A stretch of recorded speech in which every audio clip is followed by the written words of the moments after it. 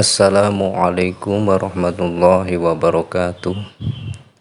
Para sahabat pecinta kisah Abu Nawas yang dirahmati Allah, kembali lagi Kamal Im Channel menceritakan kisah Abu Nawas tentang botol ajaib.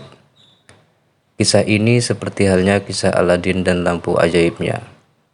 Namun sebelum lanjut, alangkah baiknya pendengar meluangkan waktu untuk mendukung channel ini supaya terus berkembang dengan cara like, comment, subscribe, share, serta bunyikan tanda lonceng agar tidak ketinggalan video terbaru selanjutnya. Terima kasih.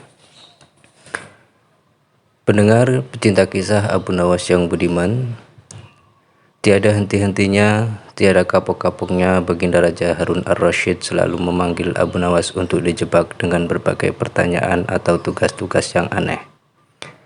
Hari ini Abu Nawas dipanggil ke istana. Setelah tiba di istana, Baginda Raja Harun ar-Rasyid menyambut Abu Nawas dengan sebuah senyuman. Lalu ia berkata, "Wahai Abu Nawas, akhir-akhir ini aku sering mendapat gangguan penyakit perut," kata tabib pribadiku. "Aku kena serangan angin, maka dari itu aku minta bantuanmu untuk menangkapnya supaya tidak menggangguku lagi." Abu Nawas hanya terdiam. Tak sepatah kata pun keluar dari mulutnya. Ia berusaha memikirkan bagaimana caranya menangkap angin.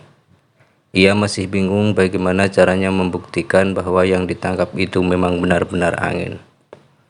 Karena angin tidak bisa dilihat, jadi tidak ada benda yang lebih aneh dari angin. Tidak seperti halnya air.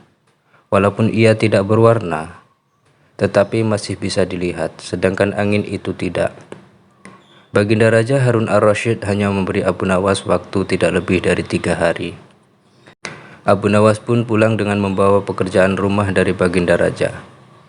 Namun kali ini Abu Nawas tidak begitu sedih, karena berpikir sudah merupakan bagian dari hidupnya, bahkan merupakan suatu kebutuhan.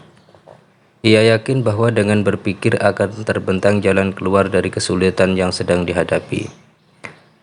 Dan dengan berpikir pula, ia yakin bisa menyumbangkan sesuatu kepada orang lain yang membutuhkan, terutama orang-orang miskin.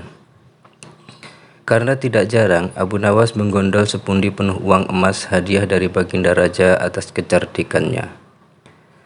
Tetapi sudah 2 hari ini Abu Nawas belum juga mendapatkan akal untuk menangkap angin, apalagi memenjarakannya, sedangkan besok adalah hari terakhir yang telah ditetapkan Baginda Raja.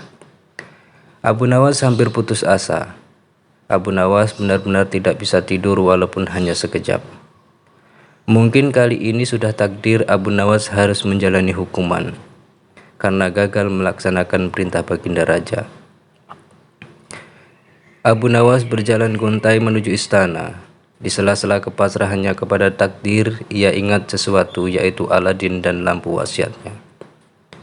Bukankah jin itu tidak terlihat? Abu Nawas bertanya kepada dirinya sendiri. Ia berjingkrak girang dan segera berlari kembali pulang. Sesampai di rumah, secepat mungkin Abu Nawas menyiapkan segala sesuatunya. Kemudian Abu Nawas kembali menuju istana. Di pintu gerbang istana, Abu Nawas langsung dipersilahkan masuk oleh para pengawal karena Baginda sudah menunggu kehadirannya. Dengan tidak sabar, Baginda langsung bertanya kepada Abu Nawas, "Wahai Abu Nawas, sudahkah engkau berhasil memenjarakan angin?" "Sudah, Paduka yang mulia," jawab Abu Nawas dengan muka berseri-seri sambil mengeluarkan botol yang sudah disumbat. Kemudian Abu Nawas menyerahkan botol itu. Baginda menimang-nimang botol itu lalu bertanya, "Mana anginnya, hai Abu Nawas?" "Di dalam tuanku yang mulia," jawab Abu Nawas penuh takzim. "Aku tak melihat apa-apa," kata Baginda Raja. "Ampun tuanku, memang angin tak bisa dilihat.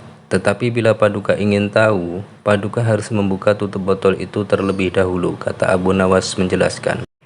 Kemudian setelah tutup botol dibuka, alangkah kagetnya Baginda mencium bau busuk, yaitu bau kentut yang sangat menyengat hidung.